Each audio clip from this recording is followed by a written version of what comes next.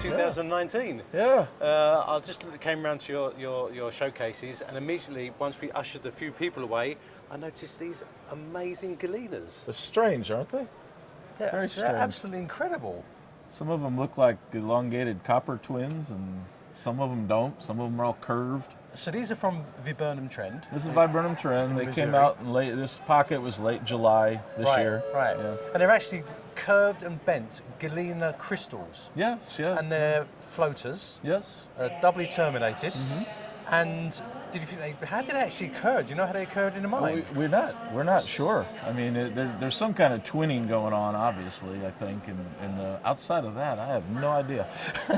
Wow. We were thinking about sending some off, and somebody wanted to study them and maybe try to come up with a mechanism for this. But I mean, some of the ones, when they start bending and making these S's and stuff, are just Well, that's really unusual, strange. because when you see these things, you usually get crystals that grow together to form groups. Yeah. But to have this actual bend, there's relatively few minerals that occur as bend. I think a gypsum, I think a stibnite. Yeah.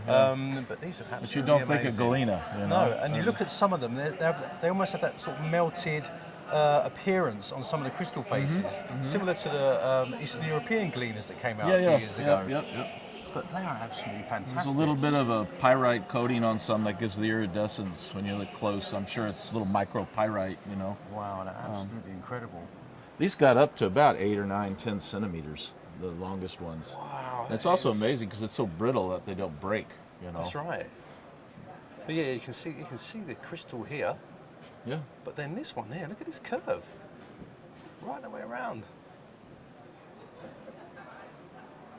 That's an oddity.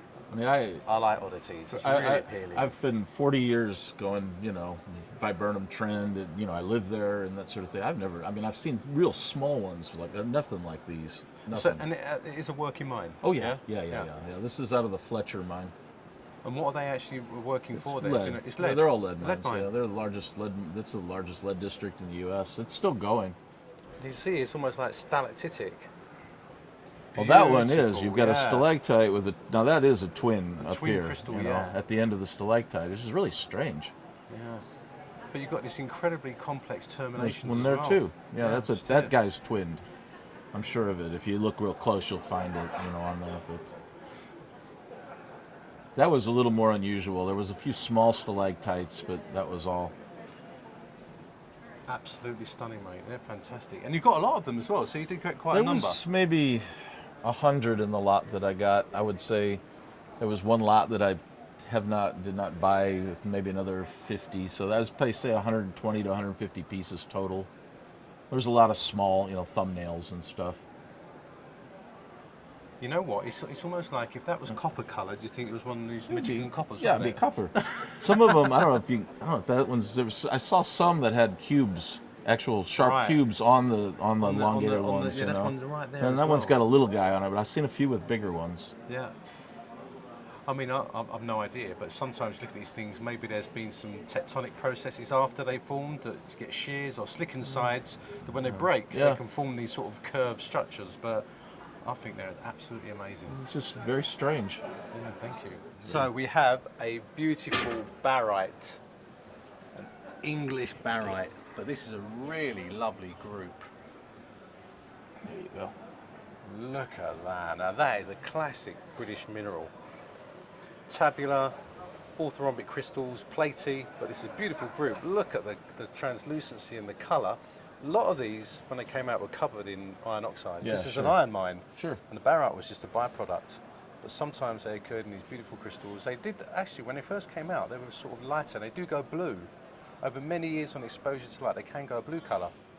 Look at that. Now that is super. That is super. What attracts me here is this crystal is slightly flattened, isn't it? You've got beautiful termination here. Right here. I like that face. Yeah, and inside there's these inclusions that are like, as we said before, cloudy veils, isn't it? Yeah. Beautiful. But look at that, the way it sits here. And you've got some lovely feldspar, pure white feldspar on the side. Well, that's so pretty. That's about 1990. 1990, yeah. What people don't realise is it's a beryllium aluminium silicate. Beryllium's really rare in the crust. Yeah. And it's one of these elements that gets concentrated, and it has to crystallise. And people may think that beryllium minerals are actually quite common because you get beautiful crystals like this, but they're not. Yeah. In essence. Yeah. And they're an evolution of pegmatites. But I love the back as well. Look at that. Brilliant, mate. Okay. Well, it's been a pleasure, and we'll see you in Tucson.